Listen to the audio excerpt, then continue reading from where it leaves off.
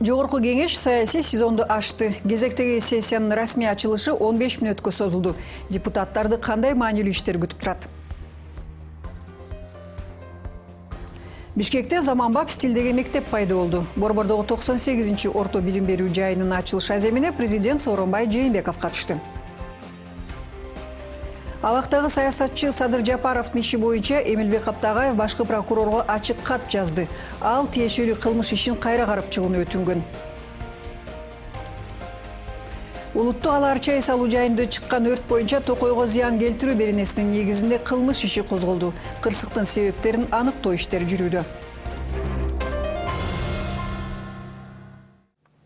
НТС каналынын эфирин жаңылыктар маалымат программасы улантат. Саламатсыздарбы? Студияда Айнура Кабатай кызы. Бүгүн өлкө боюнча 156 000 бала 1-чи класска барды. Бул тууралуу Билим берүү жана Илим министрлигинен билдиришти. 1-сентябрь дем алыш күнгө туура келгендиктен быйыл жаңы окуу жылы 2-сентябрда башталды. Бүгүн өлкөдөгү бардык мектептерде билим күнүнүн башталышына байланыштуу салтанаттуу чогулуштар уюштурулуп, 3-сентябрдан тартып сабактар өтүлө баштайт. Кыргызстанда быйыл мектепке бара турган окуучулардын жалпы саны 1 300 000ге чукул. Мектептердин саны 2265ке жетет дешет тиешелүү министрликтин өкүлдөрү. Бүгүн алгачкы коңгуроосу кагылган Газпром мектеби окуучулар үчүн эшигин ачты. Окуу жайдын салтанаттуу ачылыш аземине президент Сооронбай Жээнбеков, Газпром ачык акционердүү коом башкармалыгынын төрагасы Виталий Маркелов катышты. Алар билим уясынын тасмасын кесип, балдарды окуу жылынын башталышы менен куттукташты. Белгилей кетсек, Газпром курган мектеп Бишкек шаарындагы 98-чи жалпы билим берүү мекемеси болуп калды. Окуу жайы 960 окуучуга ылайыкталса, бүгүн 720 бала мектеп босогосун аттады. Кененирээк Рахат Жаныбекова токтолот. Газпром курган мектеп Бишкек шаарынын түштүк тарабында Асанбай кичи районунда тоого жакын жайгашкан. 960 окуучуга ылайыкташкан болсо, азыркы күндө 720 бала катталып билим алышууда. Аталган мектеп 3 багытта билим бермекчи: химия, биология, физика, математика жана маалыматтык технология.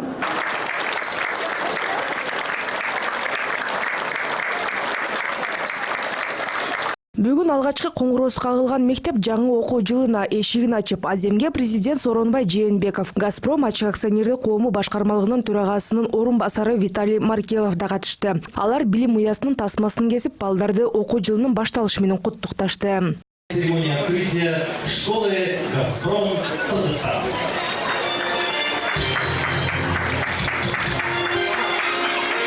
Добрый путь, Газпром Татарстан! Давайте отпустим в небо шары!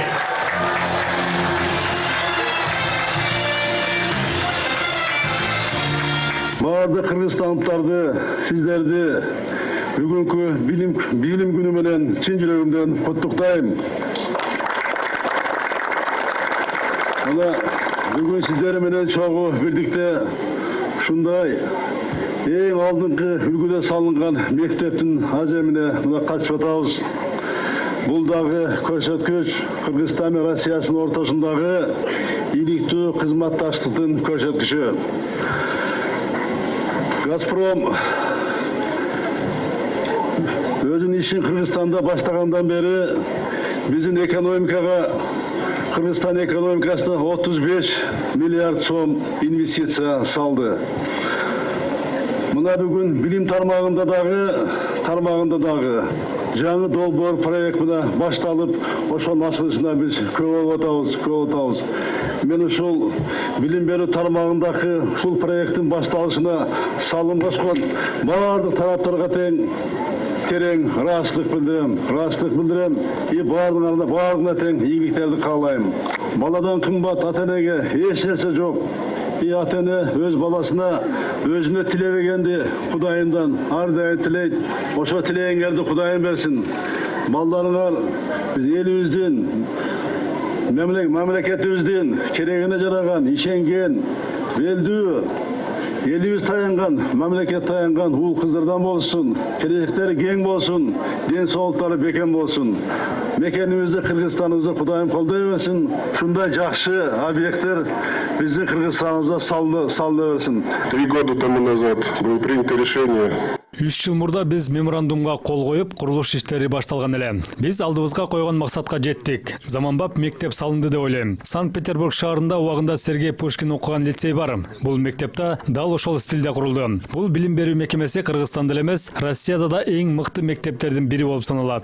Келгендер жаңы салынган мектептин спорт залын, ашкана, окуу класстарын көрүп чыгышты. Анда мамлекет башчы волейбол тобуна өзүнүн кол тамгасын калтырды. Аталган мектеп Бишкек шаарында 98-чи жалпы билим берүү мекемеси болуп калды.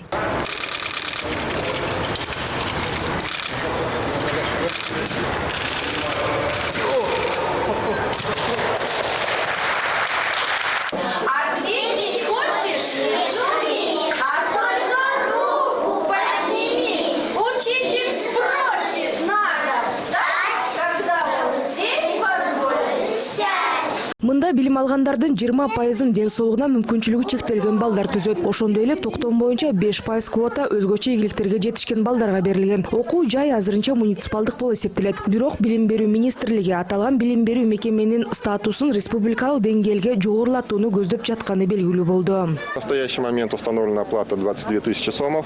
Мектептин курулуш иштери 2 жыл мурда башталды. Кудай буйруп, мына бүгүн окуу жылы башталып отурат. Биздин мектепте окууну каалагандар керектүү документтерин алып келип, тесттен өтүшү керек. Россия жана Кыргызстандын аттестаттарын берүү үчүн учурда тиешелүү иштерди жүргүзүп жатабыз. Жаңы окуу жайда ар бир окуучу билим алуу үчүн айына 22 000 сом төлөш керек. Бул каражат Газпром компаниясына берилбейт. Имараттын 1 жылдык ижарасы 170 миллион сомдон ашкандыктан окуучулар төлөгөн каражат мектептин керектөөлөрүнө жумшалат дешет адистер. Рахат Жаныбекова, Владимир Кулбалдиев, НТС. Грамматикалык, стилистикалык катага толгон китептер мектеп программасынан алынбайт. Эл аралык финансы булагынын колдоосу менен басылып чыгарылган окуу куралдары бүгүн окуучуларга таратылып берилди. Анда китеп ичиндеги каталар топтолуп, алардын туура жазылышын көрсөткөн баракча окуу куралдын акыркы бетине чапталган. Мындай чечим окуу жылынын башталышына саналуу күн калганда кабыл алынып, милдет китепканачы жана мугалимдерге жүктөлгөн. Теманы Айбек Бийбосунов улантат. Кандай информатиканы берсин? Басмаканадан чыгары менен өз дарегине сындан башка сөз уга элек китептер быйыл окуучулардын колуна тийди. Курамына катасы көп сөздү жыйган окуу куралдары Дүйнөлүк банктын каржылоосу менен Кыргызстанда жазылып, Индияда жарык көргөн. План боюнча бул китептер өлкөдөгү 5-6 жана 7 класстын окуучуларын билимге сугармак. 5 класстын окуучуларына туура жазып, кыргыз тилинде туура сүйлөгөндү үйрөткөн кыргыз тил китебинин өзүндө каталар толтура. Каталарга толгон китептин катарында кыргыз тили жалгыз эмес, мындан тышкары математика, информатика жана адам жана коом китебинде дагы кемчиликтер бар. Мисал ала турган болсок, кыргыз тилинде ат кулак же болбосо катардагы теп-тегиз деген сөз туура эмес жазылган. Ал эми мекен таануу китебинин өзүндө мекен деген сөздөн бир тамга тамгасы түшүп калган. Кемчиликтерди китепке басканга чейин эмес, андан кийин кеч түшүнгөн министрлик азыр ар бир китептин артына түшүндүрмөсү бар мындай барактарды чаптап жатат. Ал эми түйшүк болсо, адаттагыдай эле мектептеги китепканачы жана мугалимдерге жүктөлгөн. Алар колуна кайчы жана клей кармап 2 күндүн ичинде китептердин акыркы бетине кагаз чаптап чыгышкан. Бул жерде китеп бетинен орун алган каталуу сөздөрдүн туура жазылышы көрсөтүлгөн. Анан мурдагы айтты да, бул үчүн китепке деген эмелер тарап берди, бүгүн эртең менен тарап берди. Үчүн китепке чапташыңыз керекпи? Жок, чаптап бүттүк. 2 күндүн ичинде? Чаптап бүттү да. Мына кырсықты тарап. Илим жана билим берүү министри Гүлмира Кудайбердиева мындай демилге ал башкарган мекемеге таандык эместигин айтат. Айтымына караганда Бишкек шаардык билим берүү башкармалыгынын бир кызматкери өзү билип, ушундай кадамга барыптыр. Бул боюнча өзүнчө биздин шаардык билим берүү башкармалыгы өзүнүн комментарийсин берген. Сөзсүз ошол Гаранонун кызматкери жоопко тартылат. Ошол комментарий берилген. Ал өзүнүн жеке эле мындай инициативасы менен ошондой комментарий кылган. Каталуу сөздөргө мол болгон китеп Дүйнөлүк банктын жардамы менен басылып чыккан. Аталган долбоор 2015-жылы башталып, китеп былтыркы окуу жылдын 2-чи чейрегинде балдардын колуна тиймек. Бирок китептеги каталар көпчүлүктүн көзүнө урунуп, нааразы болгондор арбыган. Андыктан окуу куралдары былтыр балдардын керегине жараган эмес. Эми жоопкерчиликти өз мойнуна ала турган кишини табыш кыйын. Министрлик авторларды, алар болсо басмакананы сөөмөй менен көрсөтүп, күнөөлөп жатышат. Эң эле чоң проблема бул финанстын жоктугу. Анткени өзүбүзгө ошол кадр жоктугу, материалдык базанын жоктугу, тажрыйба жоктугу, ошолордун баары келип, аягында ушул проблемаларды түздү. Министр айтканда, албетте, бул проблема бүгүнкү күнгө эмес, кечээкү күнгө эмес, бул проблема биздин экономикада эле, бул проблема өзүнүн тарыхы бар. Ошондуктан азыр эме сен жамансың, мен жамансың дебей, муну системага киргизиш керек да.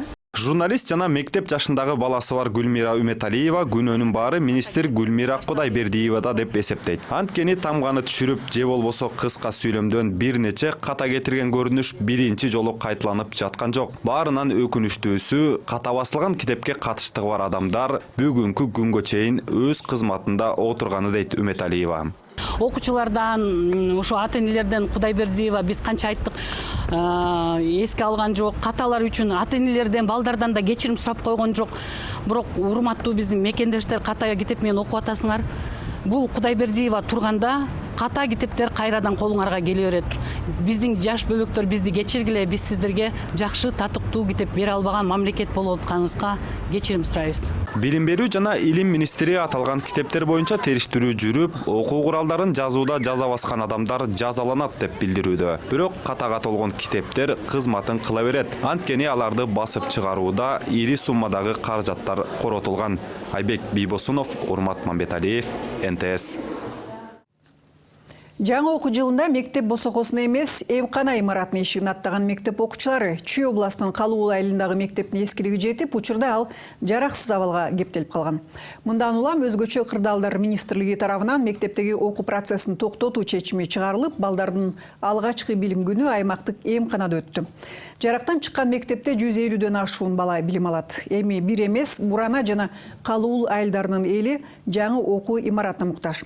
Учурда өлкө боюнча 17 билим берүүчү мекеме авариялык абалда. Кененирээк Кайыр Жайлообекованын материалында. Чүй областындагы Калуу айылынын орто мектебинин окуучулары үчүн быйылкы жаңы окуу жылы бир аз жагымсыз башталды. Башка жакта балдар адаттагыдай эле мектептин босогосуна аттаса, булардын мындан аркы билим алуусу кичинекей эмкананын имаратынын ичинде уланат. Мында шартсыз билим алууга мурдакы мектептин жараксыз абалга кирептер болушу себеп. Жогорку класстар ФАПтын корпусуна барып окууга мүмкүнчүлүк алды. 11-класстар биринчи сменде ФАПтын корпусунда, экинчи сменде ушул эле класска 7-класстар.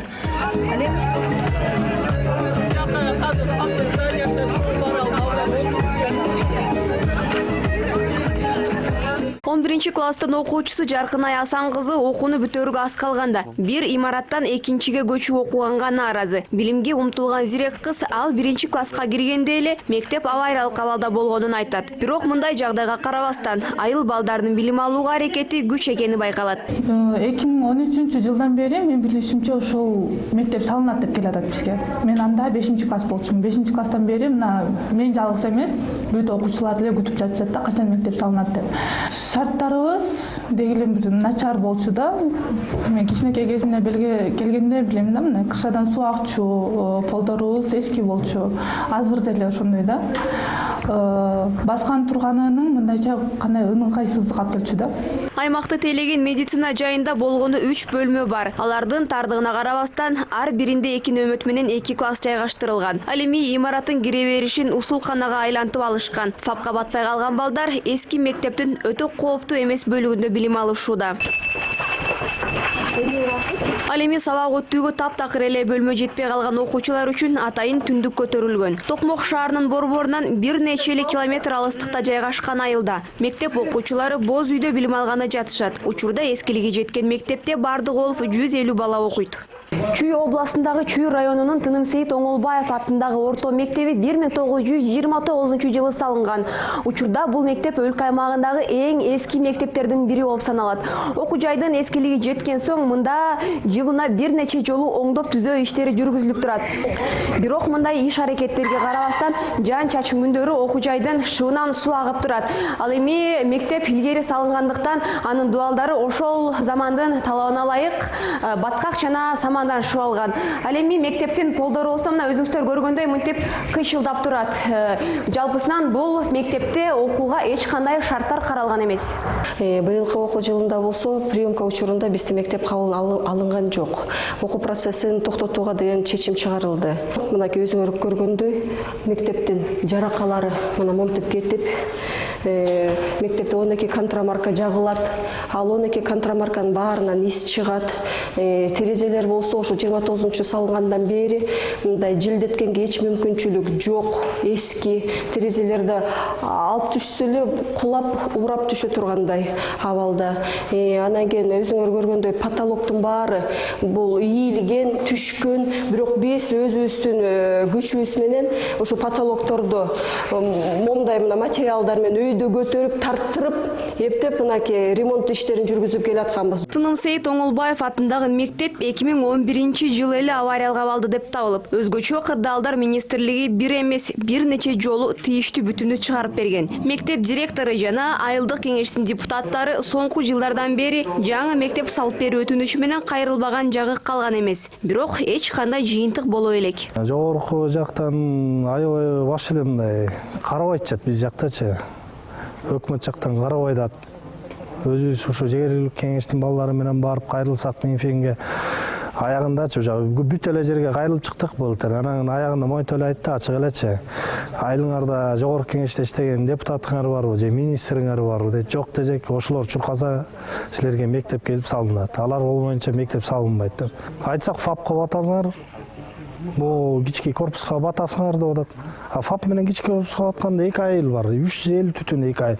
2 айылдын кички 1 жашта 2 айдагы балдарыбызды бул аварийный мектептин залында алып келип алып көрсөтөбүз. Эртең суукта ийис чыгып атса, бияктан кандай болот? Өткөн жыл айыл өкмөтү жана мамлекеттик архитектура тарабынан жаңы мектептин проектisi жана сметасы түзүлгөн. План боюнча мына бул бош турган аянтка жаңы 2 кабаттуу заманбап мектеп тургузулмак. Учурда жаңы мектеп салынабы же балдар куштар класстарда окуп, ал эми айрымдары кыштын кыран шилдесине мындай боз үйлөргө тоңуп окуйбу суроо койдон калууда. Кайыр Жайлообекова, Асхат Ибраимов, НТС, Чүй областы.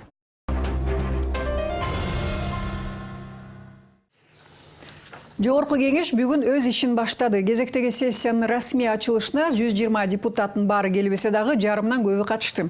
Жалпы жыйын мамлекеттик гимн менен башталып, отурум 15 мүнөткө гана созулду. Андан соң эл өкүлдөрү өздөрүнө тиешелүү тармактык комитеттерде иш алып барышты. Депутаттардын айтымында алдыда бир катар маанилүү мыйзам долбоорлорду, маселелерди кароо турат. Алардын бири келерки жылы боло турган парламенттик шайлоого даярдык. 7-чи сессиянын башталышынан Нурзада Сыдыкбекованын репортажы. Бүгін эл өкүлдөрү парламенттин 7-чи кезектеги сессиясынын расмий ачылышына чогулушту. Буга чейин парламентарийлер Солтон Сары жана Кой Ташта окуян талкуулоо үчүн бул жерге жыйналышып, премьер-министр Мухаммедкалый Абылгазиев баш болгон бир катар мекеменин жетекчилерин чакыртып, суроолорун берип, жоопторун алышкан. Эми алдыда да талкуулана турган маселелер көп. Анткени 2019-2020 жылдары жогорку кеңештин 6-чы чакырылышы өз ишин аяктап, 7-чи сессиянын жыйынтыгы менен коомчулук бул чакырылыштагы депутаттардын ишине өз баасын бермекчи. Эл өкүлдөрүнүн айрымдарынын эс алуусу бүтө элекпи? Айтор бүгүнкү биринчи отурумга депутаттардын баары эле келген жок. Ошентсе да жогорку кеңештин 6-чы чакырылышынын 7-чи сессиясы ачык деп жарыяланды. Төрага Дастан Жумабеков жумуштун башталышы менен кесиптештерин куттуктап, отурумду расмий түрдө ачкан соң өлкөнүн гимни жаңырды. Ак мөңгүлү аска солор талалар. Көптөн бери көрүшпөй сагынышып калган депутаттар бири-бири менен учурашкан соң жогорку кеңештин шаршемби күнү боло турган жалпы жыйынына чейин тарап кетишти. Айрымдар эле дүйшөмбү күнгө пландалган комитеттерде иш алып барышты. Ал арада парламент мөөнөтүнөн мурда тарашы мүмкүн деген божомолдор айтылууда. Бирок депутаттар буга негиз жок деп эсептешет. Эми баары болушу мүмкүн, жок болбойт деп категорично айткандагы менимче мындай болуп калат. Бирок мен айтат элем, бүгүнкү күндө негиз мындай орчундуу бир негиз жокко дейм да. Жогорку кеңеш таратып, анан кайра жаңы шайлоо боюнча мен жалпысынан айтып кеткимде ушул боюнча өзүмдүн оюмду бардык шайлоолор, бардык кызмат шайлоодон келген кызматты эч Кыргыз Республикасынын президентин шайлайт, бүткүл эл, жогорку кеңеш шайлайт, жергиликтүү кеңештер шайлайт. Шунун баары тең өз убагында болуш керек да. 5 жылга шайланды, 5 жыл иштеш керек. 4 жылга шайланды, 4 жыл иштеш керек. 6 жылга шайланды, 6 жыл иштеш керек да. Биз элибизди да ушул маданиятка жеткизишибиз керек, элибизге ушул баары өзүнүн убагында мыйзам чегинде болуш керек. Ошондой эле соңку мезгилде өлкөдө болуп жаткан абалды эске алуу менен бир катар саясий окуялар болот деген маалыматтар бар. Коомчулукта премьер-министр Мухаммедкалый Абылгазиев жетектеген министрлер кабинетинин ишине көпчүлүгүнүн ичи чыкпагандыктан күзүндө парламент өкмөттү отставкага кетириши мүмкүн деп күткөндөр четтен чыгат. Депутаттар чындыгында эле бир топ маселе боюнча суроолор жаралып жатканын моюндашат. Өкмөттүн сын пикир ала турган негиздери толгон токой болуп атат да. Айрым учурда экономикалык процесстердин жыйынтыгы менен күрөшүп атат. Ал эми анын алдын ала көрүп, алдын ала токтотконго өкмөттүн аракети жетпей атат. Бүгүнкү күндө өкмөттүн курамы бирдиктүү командага айланган эмес да. Ошондуктан мен ойлоп атам, бул өкмөттүн жоопкерчилиги, премьер-министрдин жоопкерчилиги сөзсүз көтөрүлөт. Ал эми канчалык деңгээлде сиз айткандай отставка же отставка эмеспи, аны айта албайм. Себеби бул жерде бир гана депутаттын пикири эмес, бул жакта жогорку кеңеш жана президенттин да көз карашы. Мен ошол биринчи маселе кылып туруп Кыргызстандагы Тоо кен тармагын өзгөчө Солтон Сарыдагы кырдаалды өкмөттүн ага болгон өзүнүн жоон экинчи Кумтөр жакында гана өкмөт башчы менен Кумтөр ортосунда келишимге кол коюлуп, ага ылайык мындай эки мамлекет менен Централдык алтын ортосундагы мамилелер жөнгө салынып, алардын төлөп бере турган акчалар баары аныкталыптыр. Экинчиден Кумтөр 2026 жылга чейин иштейт, азыр 2031 жылга иштейт деген дагы кеп кетти. Бунун артында эмнелер бар? Анан ошо Тоо кен тармагындагы коррупциялык маселе боюнча өкмөттүн иш аракеттери боюнча ошо баягы күзүндө планга киргизгенге мен суранам. Парламенттин кезектеги пленардык отуруму 4 сентябрда башталат. Жогорку кеңештин 6-чакырылышынын акыркы 7-сессиясы 1 жылга жетпеген убакытта аягына чыгат. Тагыраак айтканда, депутаттар кийинки жылдын июнунун акыркы күнүнө чейин иштешет. Кийинки жылы парламенттик шайлоо болоорун эске алганда, бул жылы депутаттар активдешип, мурдага караганда көбүрөөк элер алай башташат. Айрымдары мындай иштерге жай айларында эле белектирөө киришкен. Нурзада Сыдыкбекова, Эрлан Кемелбеков, НТС. Убагында улутташтырылган 8 батирди сатып, каражатын кымырып алган деп шектелген Бишкек мэриясынын кызматкери изделип жатат. Бул тууралуу мекеменин өзүнөн билдиришти. Маалыматтарга караганда, шектүү муниципалдык кызматта башка адис болуп 1,5 ай гана иштеген. Бул убакыт аралыгында муниципалдык менчикти сатуу боюнча аукционун протоколун жасалмалап, Москва көчөсүндө жайгашкан 8 батирди сатып жиберген. Анын акчасын алып из жашырган. Мэриянын тиешелүү жетекчилери бул боюнча милицияга кайрылып, мурдагы кызматкерге издөө жарыяланды. Шектүү сатып жиберген батирлер мурдагы Бишкек мэри Нариман Тулеевке таандык болгон. Анын кылмыш ишинин алкагында алар улутташтырылып, кийинчерээк муниципалдык менчикке өткөрүлгөн болчу. Курал менен адамдарды коркуткан 28 жаштагы шектүү кармалды. Бул туурасында Бишкек шаардык ички иштер башкармалыгынан кабарлашты.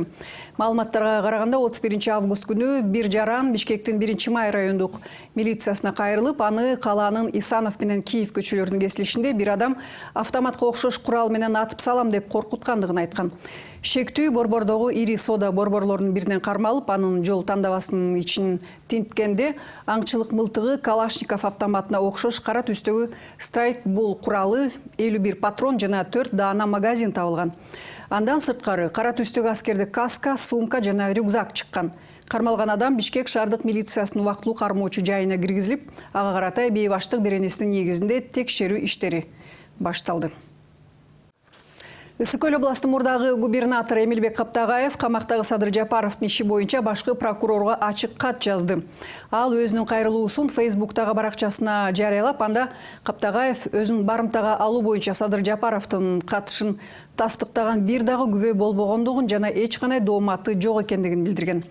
Ошондой эле кайрылуусунда Жапаров Кенжебек Жумабаев аттуу адамдын көрсөтмөсүнүн негизине абакка кесилгендигин, Жумабаев болсо жалган көрсөтмө бергендиги боюнча видео кайрылуу жасагандыгын белгилеген. Аталган Жумабаев бул иш боюнча күнөөлүү деп табылып, 8 жылга соттолуп, бирок учурда эркиндикте жүргөндүгү айтылган. Буга байланыштуу Садыр Жапаровго козголгон кылмыш ишин кайрадан карап, Кенжебек Жумабаевдин ролу боюнча кошумча тергөө жүргүзүүнү суранган. Ошондой эле ал бул ишти тергеген тергөөчүлөрдүн жоопкерчилигин кароо керектигин айткан.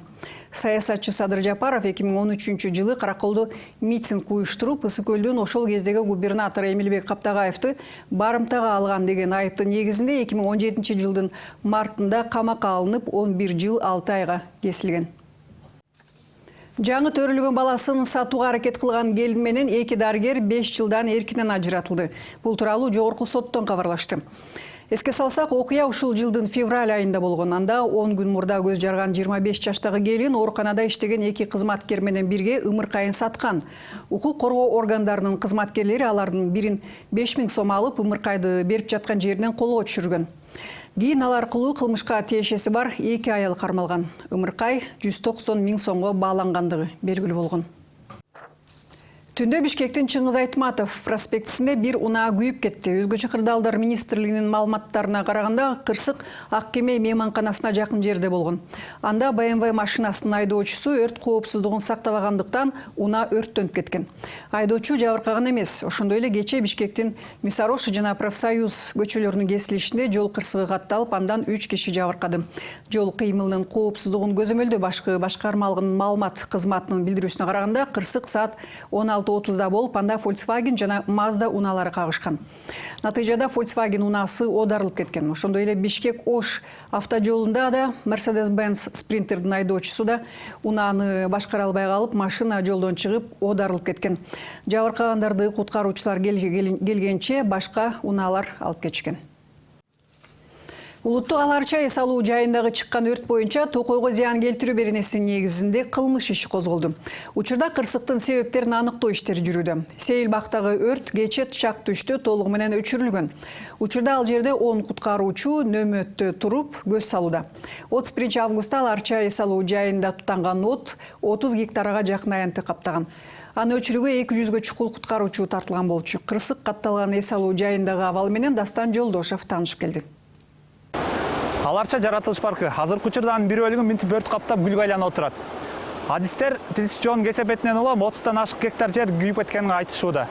Негизи бу жерден неме тамекинин очогунан чыкканда тамек өтүп чыгып таштап ошондон чыккан. А муну атайлап өрттөгөн эмес. Тамек белине кеткенде бир киши бала келип отурган, чеккен таштап деп чыккан болду. Ошондо эме спичка ошондон чыкканда очок көпкө туруп анан күйүп кеткен. Сары чөптөр курап калган ошондон чыккан.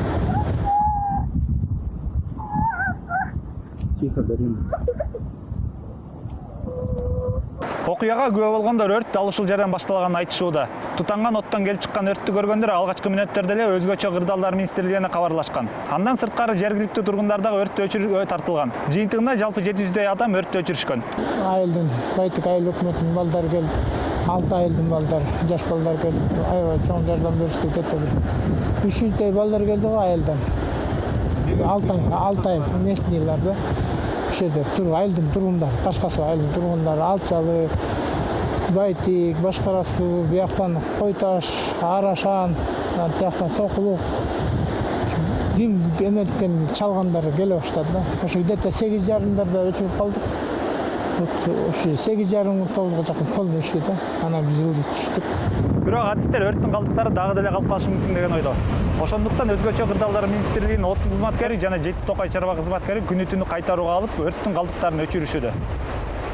Дастан Жолдошов, Жанарбек Долдурбек уулу, НТС. Азия Мол соода жана көңүл ачуучу борборуна 31 августта 2 жыл толду. Кыргызстандын эгемендүүлүк майрамы менен кош келген салтанатка миңдеген шаар коноктору жана тургундары, кыргыз эстрада жылдыздары келип куттуктап жатышты. Азия Мол келгендерди жагымдуу белектери менен сүйүндүрдү.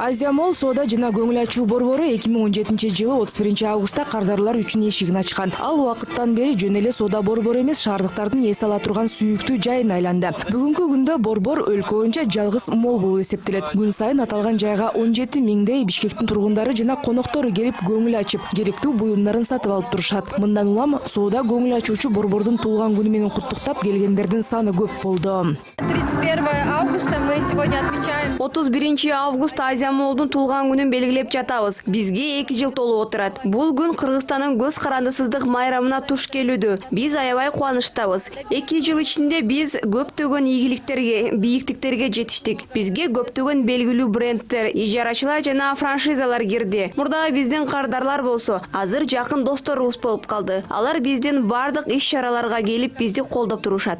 Майрам менен кош келген туулган күнүнүн урматына Азия Молл коноктордун арасында көптөгөн байгелерди ойнотту. Эң башкы белек Памирстрой курулуш компаниясы курган көп кабаттуу турак жайдан 2 бөлмөлүү батирдин ачкычы болду. Ийгилик Эрнисбек Абдурасулов аттуу жаранга жылмайып жеңүүчү аталды.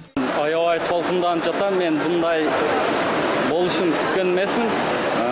Памир курулуш компаниясына терең ыраазычылык билдирем. Азия Молл соода борборунан терең ыраазычылык билдирем. İşlerinde bарын Pamir kuruluşta dağın, Azia Молл борборунда дагы işlerinde жакшы иштер бол, ийгиликтүү болсун. Туулган күндүн урматына дагы бир маанилүү окуялардын бири Азия Моллдун даңк аллеясында дароо 2 жылдыз пайда болду. Алар Эркин Мукашев жана Инсан тобунун жылдыздары. Кыргыз эстрадасынын жылдыздары күйөрмандарына ыраазычылык билдирип, Азия Моллго байма-бай келип турууга чакырышты. Анткени бул жерде пайдалуу гана сатып алуудан сырткары убакытты да мыкты өткөрүүгө бардык шарттар түзүлгөн. Я, Эркин Мукашев, лично ответственно заявляю, если нас увидите в другом молле, с нас косяк. Только Азия Молл, только Азия Молл. Приходите в Азия Молл! Сыйлоо аземден кийин ырчылар сахнага чыгып бир канча муун сүйүү уккан ырларын аткарып беришти.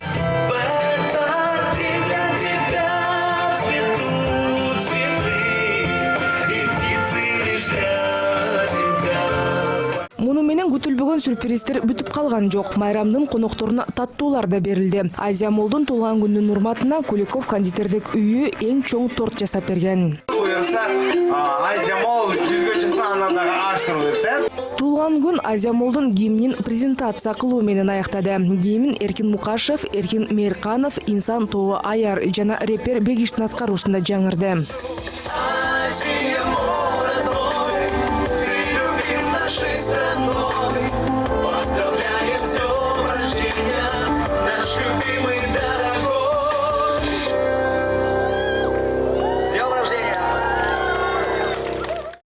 Мына ушундай маалымат менен бүгүнкү программабызды жыйынтыктайбыз. Саламатта болуңуздар.